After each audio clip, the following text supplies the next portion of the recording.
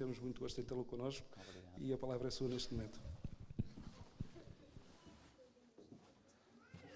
O meu ministério está marcado pelo Oeste, e o Oeste está no meu coração, porque foi aqui que há 34 anos comecei o meu ministério. A primeira pessoa que pude acompanhar às águas batismais foi a mãe da Maria Luís, e fico contente que o filho da Maria Luís não seja como ela.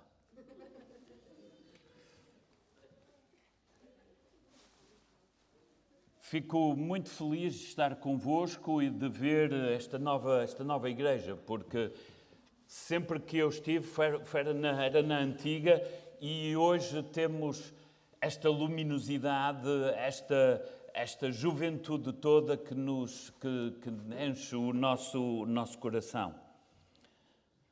Mas sabem, quando eu penso nas voltas que a vida deu, hoje é com prazer que trago as saudações dos nossos irmãos de França, da Bélgica e do Luxemburgo. Porque é rara a igreja onde eu vou que não está um português, um brasileiro ou um cabo-verdiano. E que vêm evocar coisas. Eu fiquei pasmado da última vez que estive em Antuérpia, falam uma língua extremamente estranha, e um casal vem ter comigo e perguntam: pastor, lembra-se de me ter batizado? E eu olhava para ela, olhava para os filhos, e eu tinha conhecido o tempo que ela tinha menos tamanho do que os filhos agora. Isso diz da evolução do tempo. E eu gostaria de vos convidar a abrir as vossas Bíblias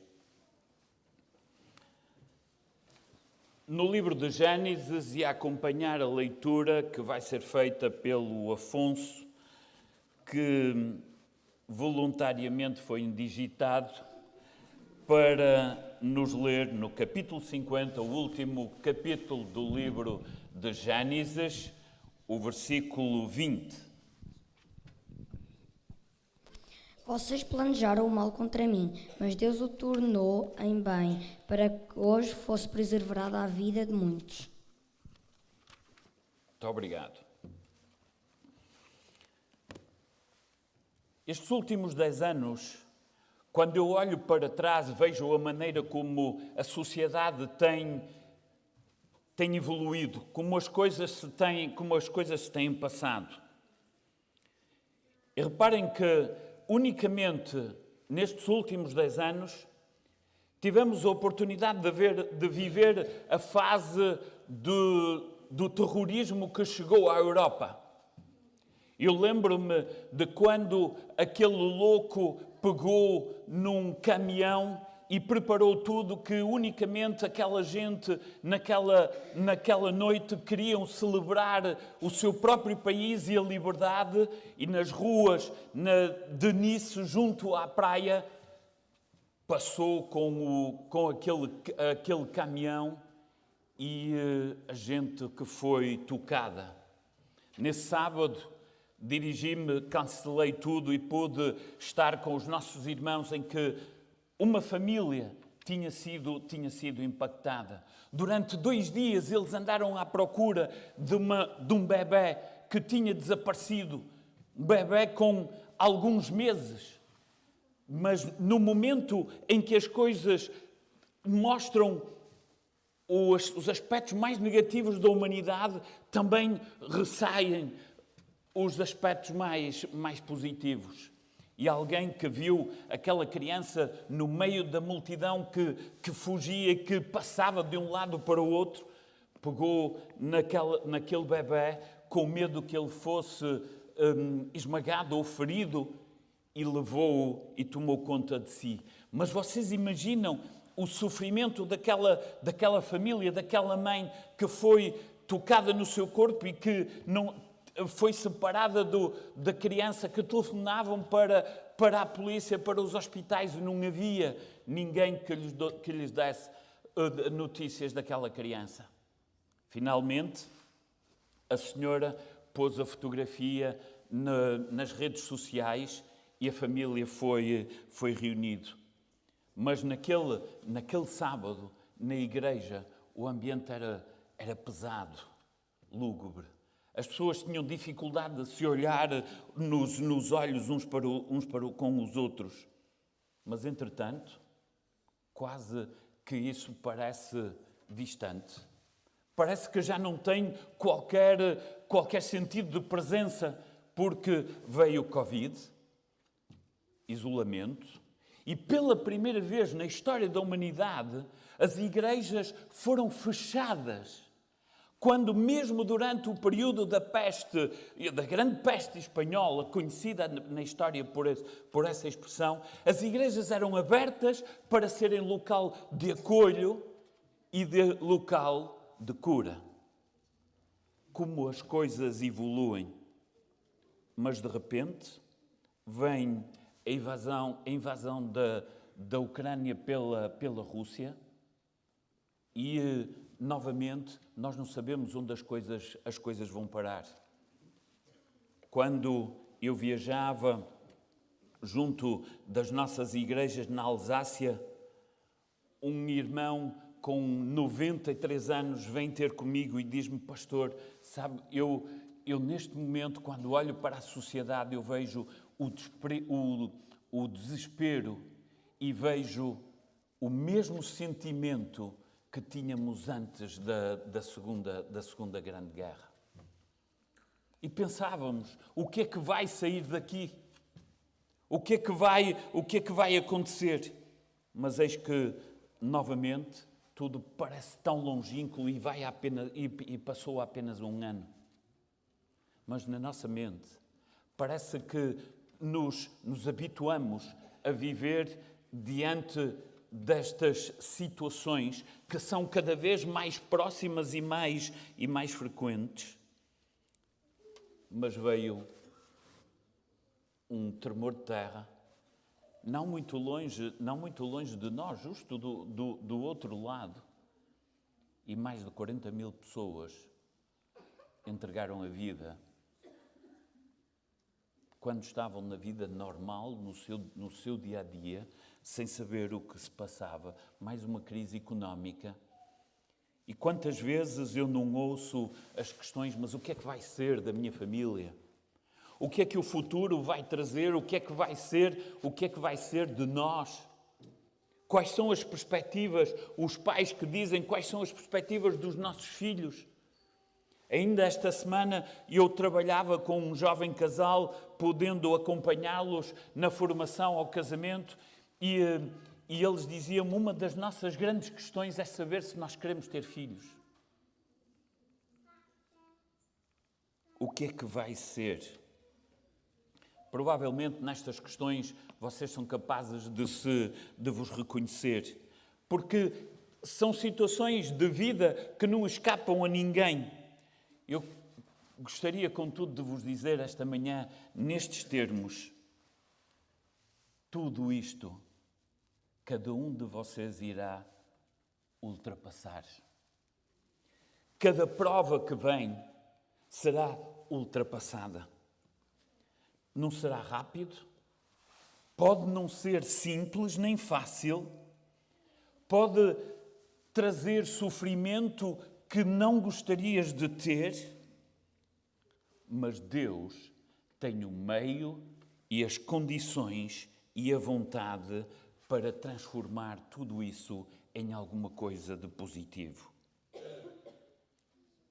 No entanto, não sucumbam ao desespero, nem sejam naivos, ingênuos de pensar que a vida é como um mar de rosas.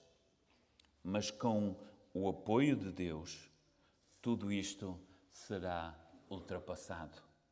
Porque as Sagradas Escrituras, do princípio ao fim, nos falam de esperança.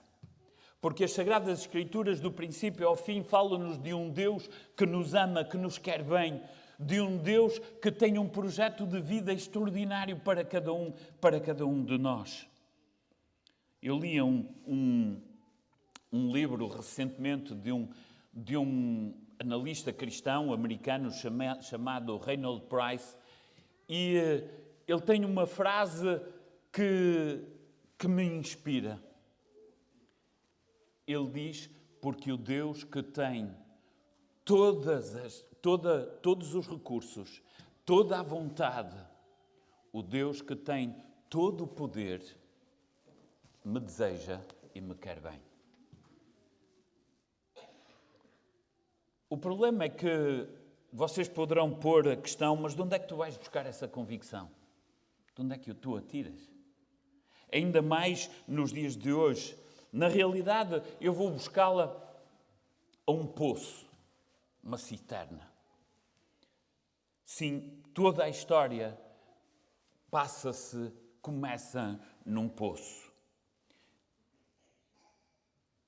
E por isso eu gostaria de vos poder apresentar essa história. Eu gostaria imenso que vocês pudessem conhecer esse personagem, esse jovem. A sua história é tão importante que ocupa no livro de Gênesis a maior parte dos capítulos do próprio livro. Talvez aqueles mais conhecedores sabem já de quem eu estou a falar. Trata-se de alguém que viveu há 3.600 anos. 1.600 anos antes de Cristo. A sua vida passou-se do outro lado do mundo, quase nos antípodas. De um ponto de vista da época, num ponto de vista cultural, nós estamos numa situação completamente ao oposto daquela que é a nossa. Contudo, eu estou convencido que os princípios e os ensinamentos que a história nos traz é como se fosse reescrita a história nos nossos tempos, porque o Deus é o mesmo Deus e nós nos revemos naquilo que Ele é, num destino de encorajamento e de esperança. Gênesis, capítulo 37, para depois podermos chegar ao texto que o Afonso nos leu. 37, vamos ler os versículos 23 a 25. 37, 23 a 25. E o texto diz: mas logo que chegou José a seus irmãos, despiram-no da túnica, a túnica talar de mangas compridas que trazia, e tomando-o lançaram na cisterna, vazia, sem água. Ora, sentando-se para comer o pão, olharam e viram que uma caravana de ismaelitas vinha de Gileade. Seus camelos traziam aromatas, bálsamos, mirra, que levavam para o Egito. Vocês conhecem esta história muito bem. Mas aqui nós temos uma cisterna, um poço, um buraco, abandonado no meio do deserto, sem água, nos diz o texto. Situada na borda de um caminho cheio de pó, arenoso, um caminho onde as caravanas passavam, por isso onde havia gente, mas no meio do calor sufocante, do fundo daquela reserva de água, aquele jovem ainda borbulhento, saído da adolescência, encontra-se ali, no meio, sem esperança. O sentimento de abandono, de impotência, é tão grande que a falta de ar se faz sentir ainda mais. As suas mãos amarradas atrás das suas costas. Ele encontra-se ali quase na posição fetal para encontrar algum conforto, alguma proteção. Os seus olhos avermelhados pelas lágrimas que testemunham do seu medo. A voz quebrada pelos gritos de ajuda. Mas os seus irmãos, longe, escolhem, decidem, e as palavras são escolhidas, decidem ignorar. Contudo, 20 anos mais tarde, 20 anos passaram. 20 anos. Tanta coisa muda. 20 anos passaram e os seus irmãos foram próprios levados a confessar o que eles tinham neste momento acabado de fazer. No capítulo 42, o versículo 21, um bocadinho mais à frente, o versículo 21, na segunda parte, ele vai dizer, então, disseram uns aos outros, na verdade nós somos culpados no tocante a nosso irmão. Reparem agora o que eles dizem, reparem bem na confissão. Pois lhe vimos, o quê? A angústia da alma quando nos rogava e não lhes acudimos, por isso nos vem esta ansiedade. Foram os irmãos dele que o atiraram para o meio daquele poço. E aqueles irmãos não são quaisquer. São os 10 dos 12 bisnetos de Abraão. São aqueles mesmos que vão dar nome às tribos de Israel. São aqueles mesmos que, quando pegamos no último livro da Bíblia, nós vamos encontrar que vão dar o nome às fundações da Nova Jerusalém. Mas são esses mesmos que vão atirar o seu irmão por ciúmes para o fundo de um poço. Mas aqui, no capítulo 37 de Gênesis, 1600 anos antes de Cristo, eles são a imagem mesmo de uma família disfuncional. De uma família como qualquer outra. O 12º, o mais pequeno de todos, tinha ficado em casa com o pai, com a preocupação da proteção. Mas o penúltimo, esse está no fundo do poço da cisterna. O que é que fazem os outros? Reparem bem no contexto diz. Eles atiraram-no lá para dentro e o que é que eles foram fazer? Nós lemos. Comer, tranquilamente. E decidem ignorar o sofrimento daquele miúdo. Eles comem tranquilamente no meio do deserto cananeu. Mas como é que é possível comer no momento de um contexto tal? E vocês sabem que às vezes quando nós somos todos diferentes, é verdade, mas quando temos um problema, dá-se um nó no estômago e ou comemos muito ou não comemos nada. Eles decidem ignorar por completo e confraternizar uns com os outros. Porque esta é a atitude do ódio que no seu coração eles nutriam pelo seu irmão. É uma situação complexa, mas a 50 quilómetros dali, mais ou menos, estava o pai deles. Eles estavam a trabalhar para os rebanhos de Jacó.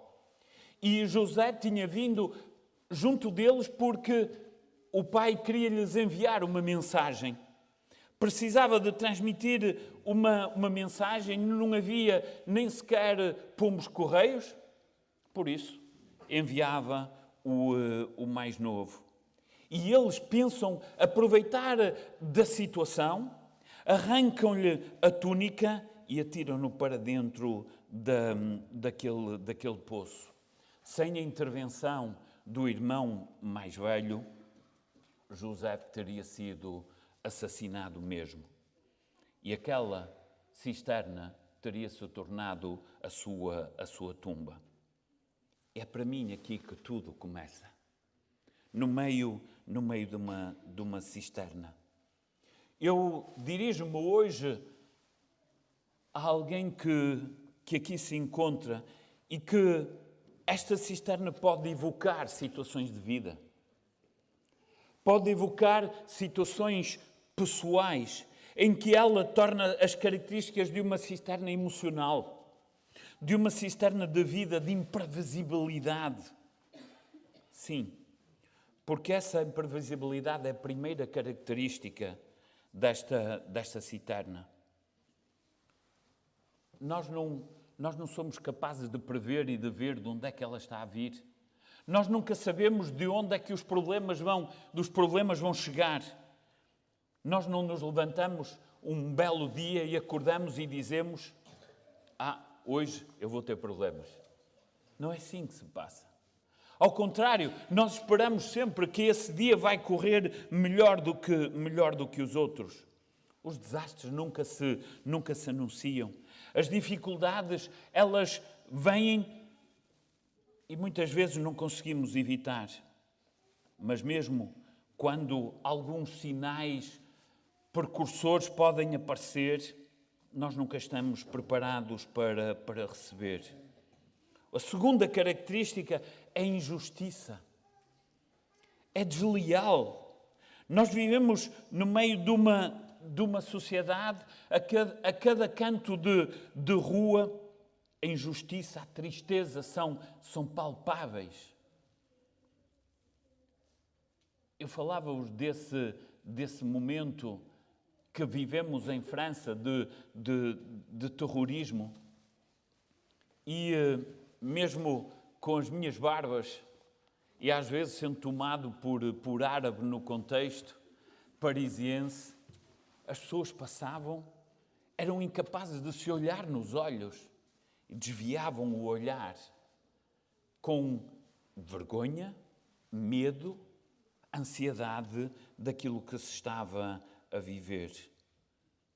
A terceira característica é o desconhecido. O efeito da ignorância de como é que vamos sair da situação. Os meus irmãos atiraram-me para o meio de um poço. O que é que se vai passar a seguir? Eu imagino a imprevisibilidade, a injustiça, o sentimento de ameaça que aquele adolescente ali tinha naquele momento. Quando a única visão que ele tinha eram as paredes daquele metro e pouco do diâmetro daquele poço. Ele nem sequer conseguia vislumbrar a miragem do que estava para lá. Mas sabem o que é que eu acho extraordinário em José? É que ele nunca baixou os braços, nem cedeu ao desespero. Ele nunca abandonou, ele nunca desistiu. E quando eu leio toda a sua biografia, o francês começa a misturar-se. Quando eu leio toda a sua biografia, da sua mais tenra idade à sua idade adulta, bem confirmada, eu não vejo um sentimento de amargura ou de desespero. Porque aquilo que é extraordinário é que desde jovem ele continua a querer, a acreditar. Ele continua a guardar a confiança, a manter a sua fé e a alimentá-la. Eu sou crente e não posso testemunhar de outra maneira que por natureza sou otimista, mas ponho-me a questão: como é que José conseguiu ultrapassar todas estas coisas e guardar o azimute da confiança? Eu descobri que, na realidade, José partilha o seu segredo de vida conosco. E é aqui que nós vimos ao texto que o Afonso nos leu. Lembram-se? Esqueçam tudo o resto que eu estou a dizer, mas lembrem-se deste texto. Gênesis, capítulo 50, versículo 20. E nós podemos voltar a ler. Na verdade, vocês tentaram o mal contra mim, porém Deus o tornou em bem, para fazer, como vedes agora, que se conserva muita gente em vida. Não temais, pois eu vos sustentarei, a vós outros e aos vossos filhos, e assim os consolou e lhes falou ao coração. Os irmãos que tinham atentado contra a sua vida, que feito tudo para tornar a vida dele miserável. Mas quando 20 anos depois eles se voltam a encontrar, qual é a atitude dele? O texto, o versículo 21, diz que foi assim que ele consolou os seus irmãos. Naquele dia, no fundo da cisterna, José não podia saber que ele viria a ser elevado à condição de governador do país mais poderoso de então, o Egito. Que durante anos ele iria governar aquele país no momento de um episódio de grande fome e que salvaria imensa gente. Mas mesmo sem isso, mesmo sem essa visão, ele tem esta atitude de vida extraordinária, porque na verdade o mal que vocês tentaram contra mim, Deus o utilizou para fazer o bem. Eu gosto de olhar para o texto no original, porque muitas das vezes as traduções perdem-nos um bocadinho o aspecto de imagem figurativo que a língua hebraica neste caso tem.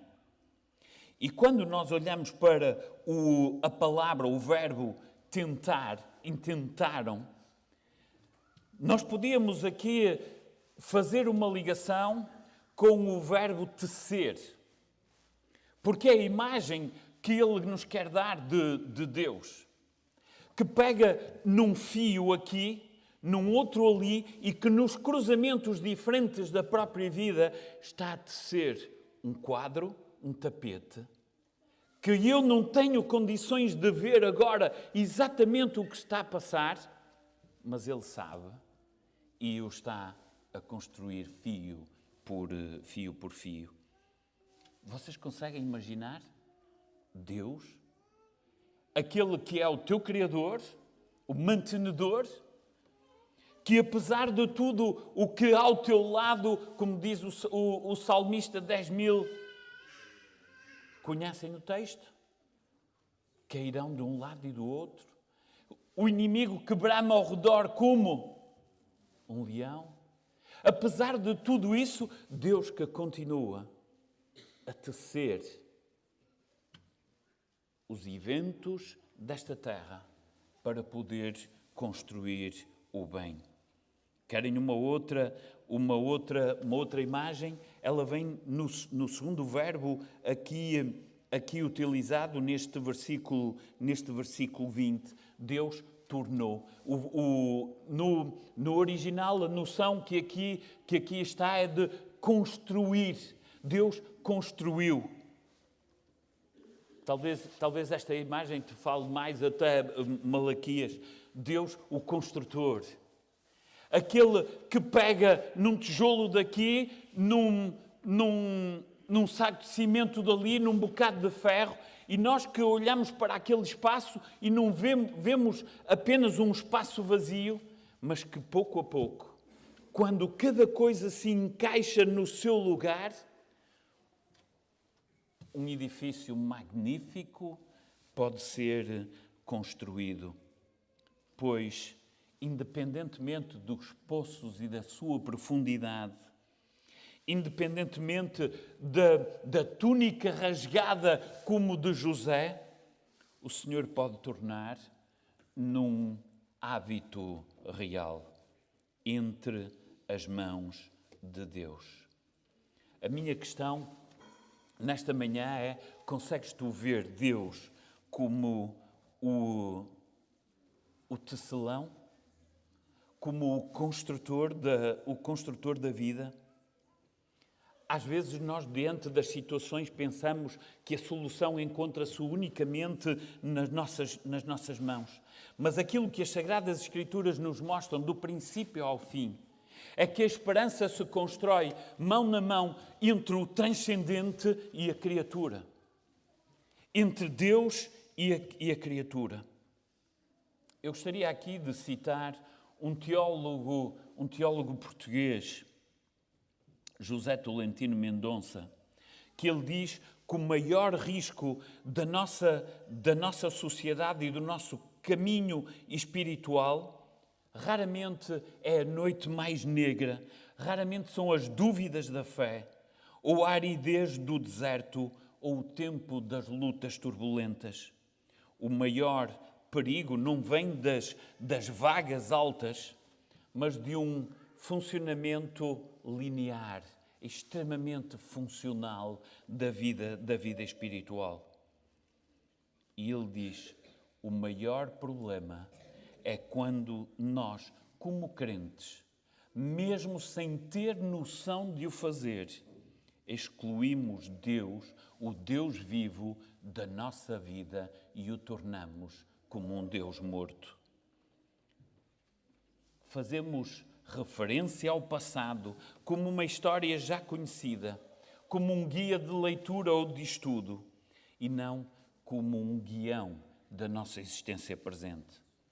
Ellen White, de uma maneira mais simples talvez, ela diz, nada temos a temer do futuro, a menos que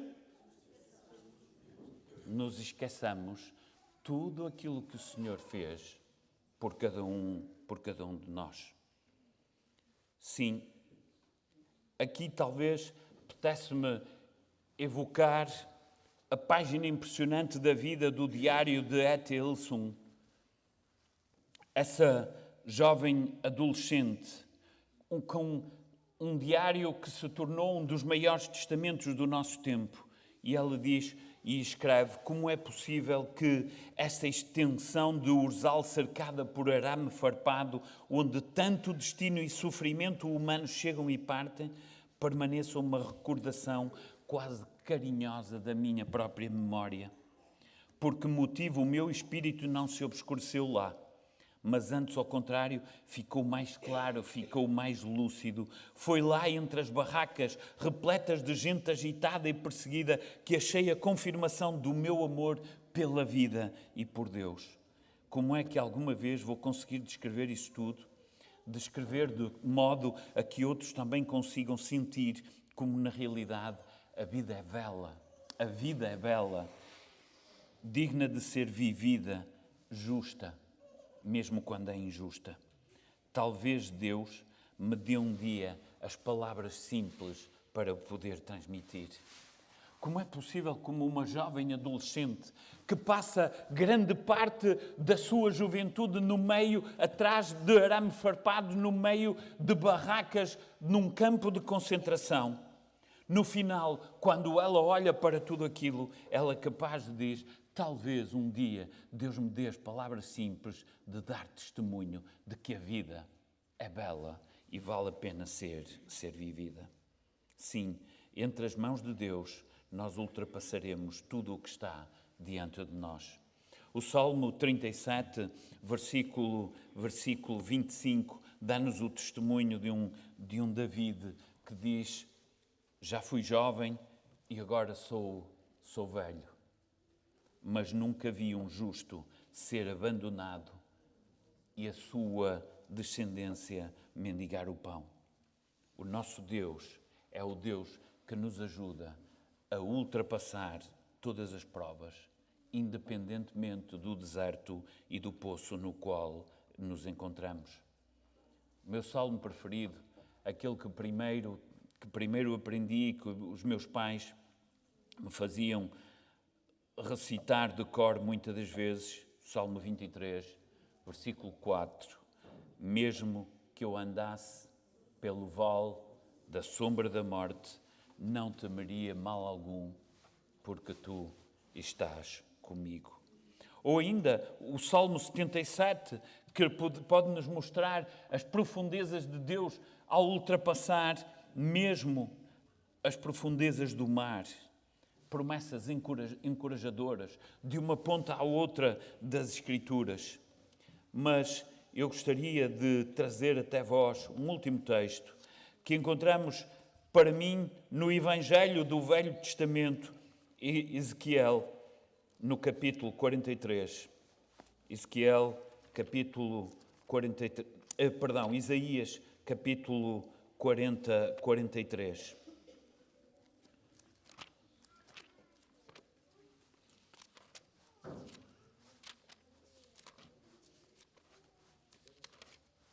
Isaías, capítulo 43, a partir do versículo 1. Mas agora assim diz o Senhor que te criou, ó Jacó, e que te formou, ó Israel. Não temas, porque eu te remi. Chamei-te pelo teu nome, tu és meu. Quando passares pelas águas, eu serei contigo. Quando pelos rios, eles não te submergirão. Quando passares pelo fogo, não te queimarás, nem a chama arderá em ti. Porque eu sou o Senhor teu Deus, o Santo de Israel, o teu Salvador. Dei o Egito por teu resgate, e a Etiópia e Seba por ti, visto que foste precioso aos meus olhos, digno de honra, e eu te amei. Darei homens por ti e povos pela tua vida. Não temas, porque eu sou contigo. Trarei a tua descendência desde o Oriente e a juntarei desde o Ocidente. Não temas, porque eu sou contigo. Lembremo-nos, uma vez mais, entre as mãos de Deus, tu ultrapassarás todas as provas, todas as situações de vida. Sim, no meio daquele poço, daquela cisterna poeirenta, José, de 17 anos, só vai ver os seus irmãos quando ele já tinha 37 anos. 2 longas décadas passaram sem os ver. Eu imagino o tempo que passou Noé para preparar os seus contemporâneos para a intervenção de Deus.